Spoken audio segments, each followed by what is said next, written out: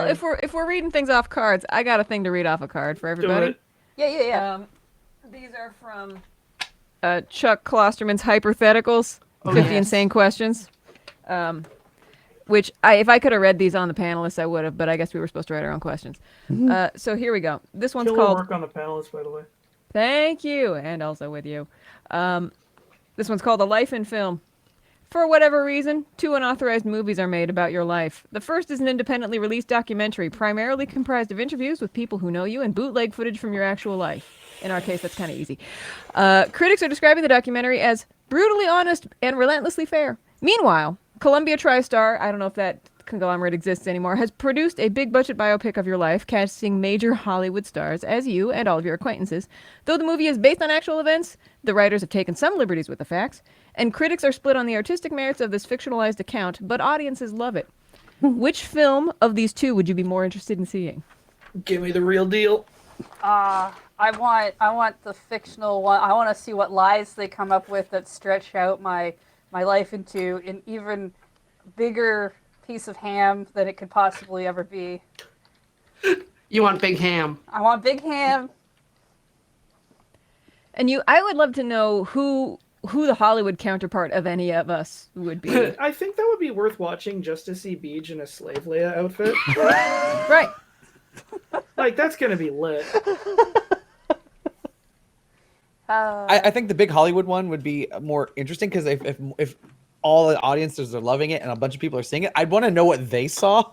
So if someone runs up to me in the street, they're like, "Oh my God, I loved it when you such and such," I'd be like, "Yes, of course, sure, uh-huh." And then Are you really friends with the Winklevoss twins? No, that was just in the movie. Yep. Oh, okay, cool. But and then I can go to my friends and family members and talk to them about what they did. If I can't see the movie, I can at least talk to them about what it was that they had said. Yeah, and I would agree that whatever the plot hook is in the fiction is probably less nerve-wracking than whatever the hook is in the documentary of, like, this busshole just paraded through their life without, or whatever whatever they would be talking about me in this documentary fashion. Whereas, like, story of a millennial content person. And here's the thing. The documentary is, like, got some bootleg footage and it's true to life.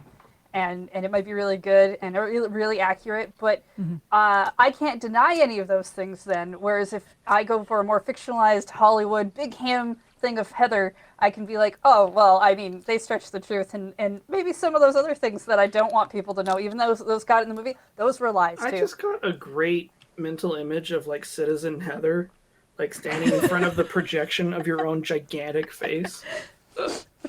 Like in a Kigurumi. Yeah. It's good. Oh. I'd wear an Orson Welles Kigurumi. Beach, what about you? Would you go fiction or documentary? I have to go fiction because I have to think that if people love it, it's much like Thomas says, it's like, I gotta see how people wished I lived my life. Yeah. I don't care that it won't be true. It's just gotta be like, neat. Maybe I should have done that.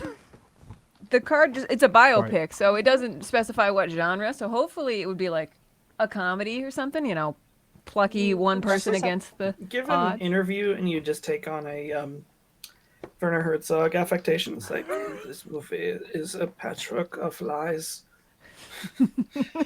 Strung That, together you by could put on, an idiot. I think the Herzog accent works in any situation, like ordering at Starbucks, I, for some reason, looked up the trailer for Fitzcarraldo and the documentary making of, and this was like young Werner Herzog, and he was even crazier back then, I think, maybe. Okay. He's really hella. It's just like, he's talking about the jungle, and it's like, people see beauty here, and all I see is this obscenity. It's like this, suffocation and fornication.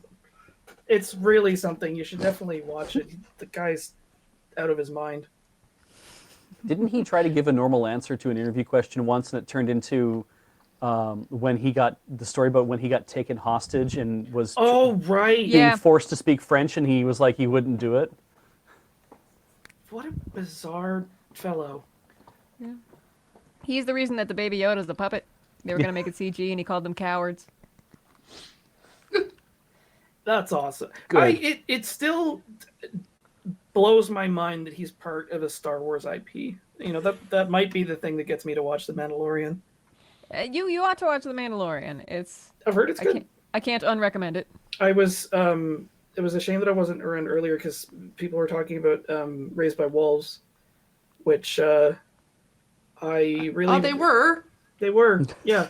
I really, really liked all 8 episodes of that show.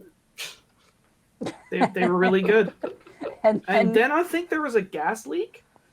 A leak of white fluid may have occurred. I sort of blacked out for a while. Yeah. I have a lot of stuff to say about it. I don't want to stray too far into spoilers. I saw it on... I haven't watched it. I saw it on the Plex and went, ugh, because just the way that the poster is designed and everything, and it is called Raised by Wolves, I assumed it was a Twilight sequel. And it was saying the Wolves I had no idea it was sci-fi. I had no idea that it was Ridley Scott. Ridley Scott was involved. I had no idea that there was like cool androids and that good sci-fi. Yeah. Without like giving away too much, I think the problem with it is it added too many ideas. Whereas just like you have a bunch of really solid concepts that work great, and it's like, okay, I guess you could add this, and that is interesting still. Oh no, you overplayed your hand. Yeah. It's just like too many extras. Sitting in the shoe. I don't know. It felt very rhythmic. I wanted to join in. Did you want me to click that drive button again? What? Apparently, if it says Corey is driving, but Corey is not driving. Yeah, that's because I'm dwarfing. She did drive, and then I took it back, but we did it secretly, and then now the icon's giving us away. Not even the machine knows we did it. Oh, my dwarves need chairs to eat with. The machine tried to wrestle itself out of Heather's grasp, so drastic measures had to be taken. It knows it can't. It knows what it did. It might wish to be in Corey's hands, but it can't. Yeah, I feel like I can stick around with you to the top of the hour, and then I should probably make sleepies because I do have a roommate. That's fair. As much as I'd like to be like noisy. Uh-huh. He's sleeping.